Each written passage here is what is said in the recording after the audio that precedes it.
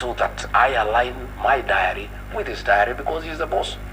But if I'm in the dark and I don't know what is happening, I am not an angel to know exactly where the president will be at what time, then it's not right. So if Kenyans don't see me in a presidential function, I want to tell them today it's because I am not aware of the function. And the function they see me in is the one I have been invited. But previously, I had access to the diary, and without even talking to the president or even to the controller, I would align my diary with his, because his takes precedence over mine because he's a boss. Now it becomes very difficult for me even now to work on my diary because I don't know what the president has. So it has really even made my work very complicated because I am just there not knowing what the president has. So I am not able to arrange my events going forward. But what I'll do, I'll talk to the president at the right time, and I'll see what is the problem. Okay. I don't think the president, in my view, will be petty to ask anybody to remove from the diary. I think it's just some handlers around the presidency who want just to create mischief, to portray me as somebody who is disrespectful, and to portray me as somebody who is absconding duty. I am a workaholic, and everybody knows, including the president. I'm available for duty.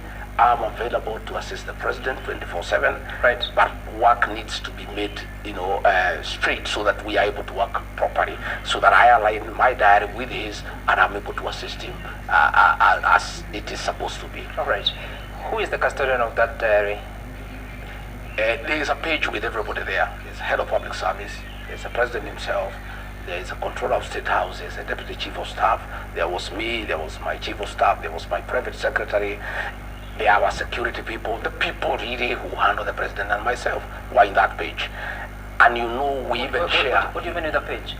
No, they are the ones who handle the president's issues, his movement. Hospitality people, security people who are in that page. Yeah. So that once his activities are known, everybody aligns automatically, and there has been a lot of efficiency because you have the information so that you are able to plan, you are able to coordinate. If you are flying, you know you are going by chopper, you prepare. If you are going by road, you know. But when you don't have that information, then it becomes extremely difficult for my office to align with the president's office. Help Kenyans understand. So this diary, is it a physical book? It's a WhatsApp group. It's a WhatsApp group. WhatsApp group. It's every day, things now are good with this digital space. It's a WhatsApp group, and it's updated as you go on. And the president updates it sometimes himself, the controller does, and we all keep on aligning. So sometimes he'll have a program, he'll move it from this day to that day. I get into my diary and change mine and align with his. You understand? So your team is no longer in that WhatsApp? No, I am myself. I was removed. My private secretary was removed. My chief of staff was removed. So we have no access to the president's diary. Who removed you? The private secretary to the president. Who's that? Yeah, he's called Mayo. I'll show you. I was looking for my phone. I wanted to show you. He removed me. So once we are not there, then we don't know what's going on. So let no Kenyan, and let those people in State House who are trying to say that I don't attend meetings, let them return me in the page so that I know what the president is doing, where he's going, what time, so that I'm able to align and give him support as I've always been doing. But I cannot do it when I don't have access to that information. Does the president know you're no longer in the WhatsApp group? I don't know. I've not asked him. You haven't? No. And it's been how long? You said a week? I think it's about a week. About a week. About a week. And you haven't spoken to him about it? No, I've not spoken to him about it. To be truthful, initially I thought it's a little bit petty. Okay. But now that the matter has been raised, and I have seen Kenyans have been asking, and I have seen some mischievous bloggers in State House trying to insinuate that I'm absconding duty, I've decided to give this information to the people of Kenya in the spirit of the truthful man, a man who speaks the truth, so that the people of Kenya know exactly why I'm not in those functions. I think I owe Kenyans the truth. Because again, as I told you, Sam, I'm employed by the people of Kenya.